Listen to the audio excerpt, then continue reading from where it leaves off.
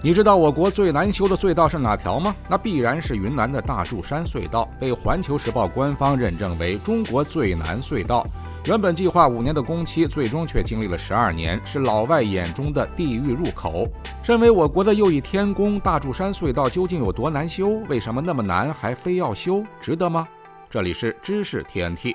作为自2008年起便成为重点规划项目的大柱山隧道，其在早期的建设计划中其实只确定了5年半的工期时长，之后却由于各种原因一度延长到了8年，随后又调整到了12年。需要基建狂魔用10数载才能啃下的硬骨头，到底有多难修？说起来，其实大柱山隧道并不是一段完整的工程，但它却是我国与缅甸大瑞国际铁路中风险等级最高的一节。在工程设计之初，我们便决定要修建一条全长14484米的单线铁路风格的隧道。在开始施工后，虽然我们对隧道的建造环境有所预估，但其实还是太理想化了。事实上，大柱山隧道的工程位置需要穿越云南大理的部分地区以及保山市地段，但这里其实也正是青藏高原的横断山脉所在区域。曾经我们为了开辟青藏铁路就花费了数不清的人力、物力、财力，而如今的大柱山隧道不仅是在青藏高原上进行作业，甚至还需要穿过地质地貌极其复杂的群山峻岭。专业人员经过对隧道环境的勘测，最终确定了具体的工程计划，那就是隧道在开展施工后，工作人员只能从进出口独头挖掘，并且由于地势约束，在施工时也无法使用竖斜井等辅助设施。既然要穿山越岭，那不可避免的会产生很多的石料废渣，所以为了将废渣及时的运送出去，同时为了保障隧道内的通风与排水，我们在隧道内还铺设了与之平行的长达14公里左右的隧道平岛。虽然工作人员们长期处于火焰山与水帘洞一般的隧道作业中，但他们却没有任何怨言的在大柱山隧道中深耕了12载，最终总算是实现了工程的完工。我国大柱山隧道仅仅14公里，却挖了12年，这条隧道究竟有多难挖？由于大柱山隧道需要穿过澜沧江断裂带与宝山地段的褶皱带，所以工程的建造难度是极高的。首先，断层的地质地貌也就意味着山体整体呈现出来的将是碎石极多的状态。这种状态的山体也就说明河流侵蚀已经非常严重了。此时需要施工的山体就会存在大量的岩溶地质，并且具有易坍塌、易涌水的特点。可以说，施工人员在进行作业期间，既要注意工程对脆弱山体的影响，还要随时面对突发的涌水和突泥。而为了保障工人的安全，大柱山隧道前前后后配置了7个抽水基站。根据目前公布的数据来看，隧道内单日最高的涌水量甚至高达22万立方米。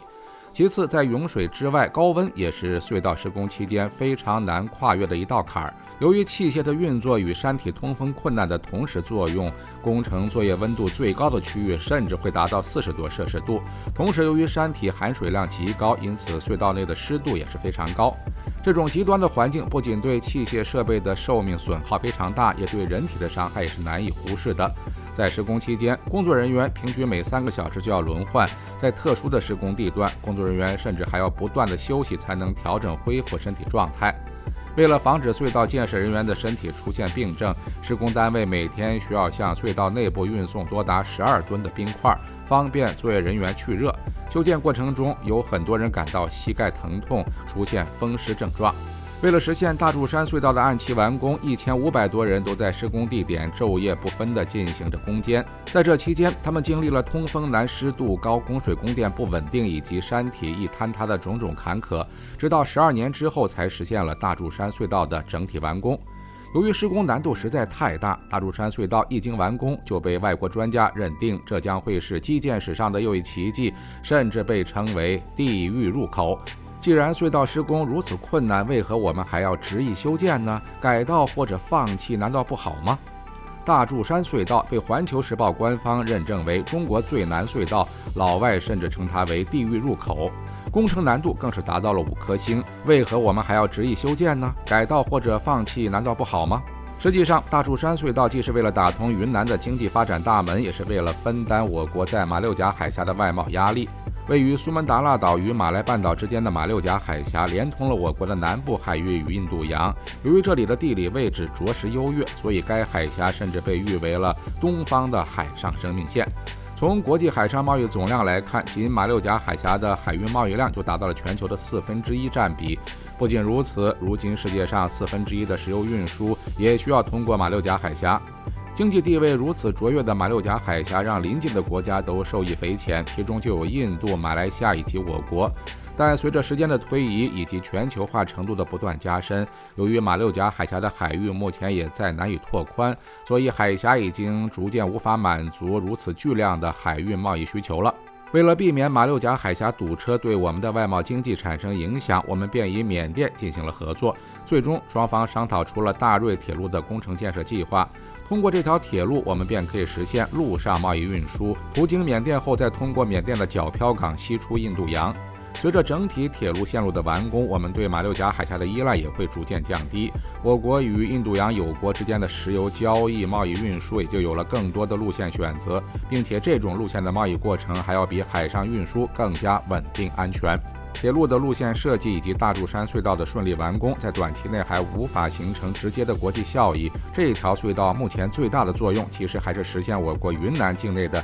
交通运输便利。道路的通行不仅会对城市发展增加机遇，其实对于个人与旅游业而言也有着很多的好处。通过这条隧道，云南各地的货物运输也就更加方便了，个体间的商业合作也不会再因为山体地势而受到限制，甚至隧道还可以与邻县的城市内部交通线形成互惠，完善的交通网便可以增加各地的人员流动总量。无论是常住人口的增加，还是旅游人口的增多，都可以让各个城市受益匪浅。到时候，无论是旅游业还是城市实体经济，都会焕发出以往没有的生机。总的来说，虽然大柱山隧道的建造历经千辛万苦，但无论是从近期效益还是长期效益来看，最终我们都可以为其盖棺定论，一切都值得。知识天地，专注你不知道的食物科普，我们下期再见。